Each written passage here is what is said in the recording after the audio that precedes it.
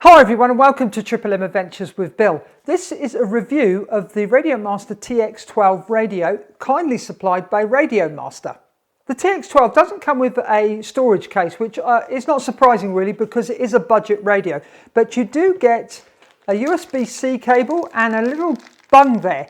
Now this bung is so that you can take off the antenna and, let me show you, take off the antenna and put the bunging there, and then you can put your module, your JR module in the back, or your TBS or Crossfire module in the back. But please remember to put the antenna back on if you use the internal module, otherwise you'll blow your radio up. The radio does have an SD card slot, which is here, which is used for OpenTX, but the radio is not supplied with the SD card. You will need to purchase one. The SD card contents are available on the RadioMaster website for you to download and add to your SD card, which you will need to purchase, and then you can put this in your radio. You will notice that when I turn my radio on, there are sounds. Now, when you first get the radio and you turn it on, there won't be any sounds because you don't have the SD card inside the radio. You will need to take the battery out to be able to easily put the SD card into your radio.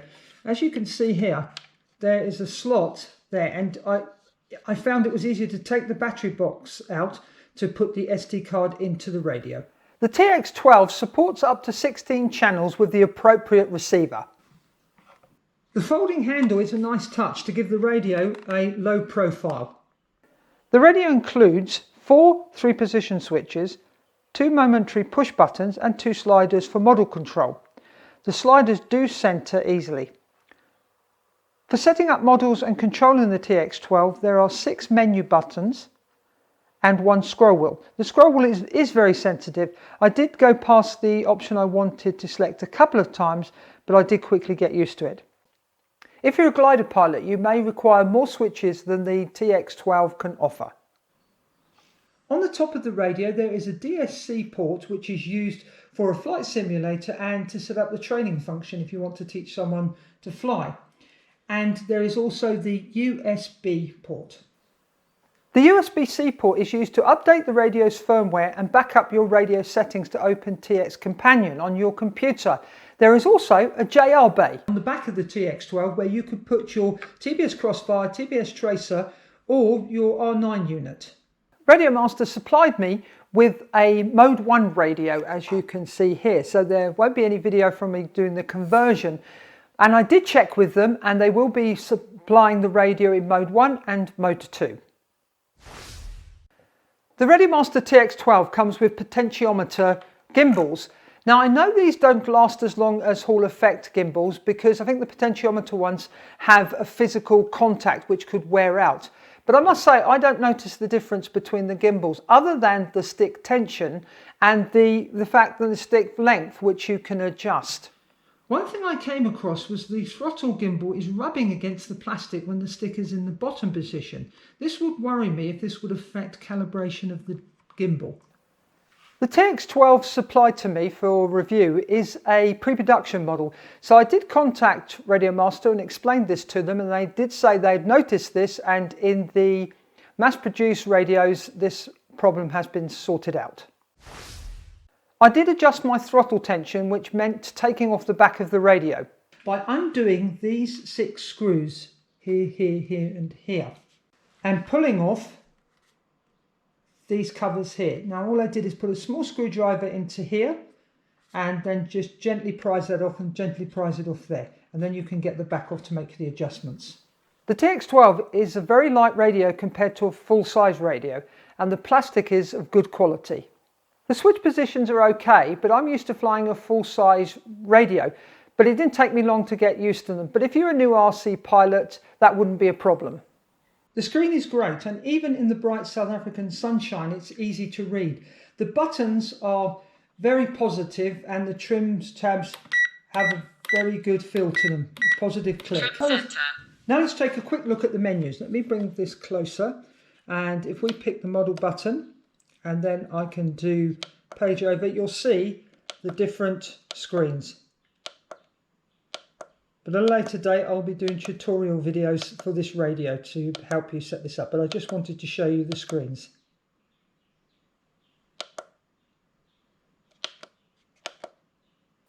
A nice touch is RadioMaster added a sticker to the battery bay to make sure that when you put the batteries in, your 18650 batteries, you don't put them in the incorrect way.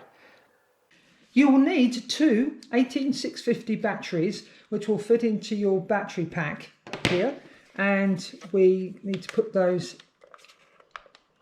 into the back of here. Now it slides in, it's actually quite a tight fit. Okay, that's in, and then we need to plug it into the socket here. Hope you can see this. There we go. And then put the wire down there and close this. There we go. And we can charge the batteries up, which is really nice in situ. They can be in the radio. Now we can take the cable they supplied, but this isn't the cable they supplied, this is my one. Plug it in. And there we go. The radio's charging. You can see the red light. I haven't charged the batteries fully in this radio yet, but I will assume that it will go green when it's finished charging. The TX12 does not come with the full multi-protocol module. It has the CC2500 RF chip, which allows it to use certain protocols. Now the ones that it has got that will be the most useful, I think, are the FreeSky ones.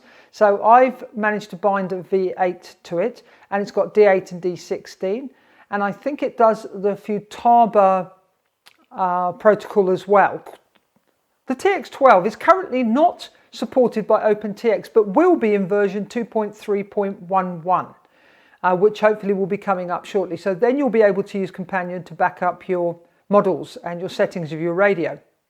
Also, the manual that comes with the radio is very basic, but there is an online manual that you can go and download, and I will leave the link to that manual in the description below. I have used the TX12 to fly one of my planes, the Cheetah, the one that's up there. And once I started flying, I didn't even think about the size of the radio in my hand. I just flew it, and it was 100%, no problem at all. I would consider purchasing the RadioMaster TX12 because I would use it when I go mountain biking, where space is a premium and I want to take a quad so that I can film my adventures. Also, if you are new to the hobby and you want to try out the hobby but not spend a fortune on a radio, this will be a good one to go for, because if you decided not to carry on with the hobby, then all well and good, you haven't spent a lot of money to do so. To say a radio is for a beginner, I think is a mistake, because all radios will be good for a beginner, but it will depend on the amount of budget you have, the functionality you need, and then also the size of the radio you want. Maybe because you've got smaller hands, or you want to transport that radio in a backpack, so you don't want it taking up a lot of space. And of course, reliability and customer service will be important as well, but that will only show with time. There is one last thing I want to say about the radio, is that when you stand it up, it's a little bit front heavy, so it's likely to fall over. So I would make sure you put the radio down and then put the handle down so that it doesn't fall over. It did fall over on my desk at one point, which was not good, because it could damage your gimbals. And that is my review of the RadioMaster TX12. Thanks for watching this video, and if you enjoyed it, please give it a thumbs up, and if you really enjoyed it, please subscribe to my channel. And if you have any comments or questions, please leave them in the comment section below, because I'd love to hear from you. And please share this video with your friends, and please consider becoming a Patreon of my YouTube channel. Thanks for watching. Happy flying. Bye for now.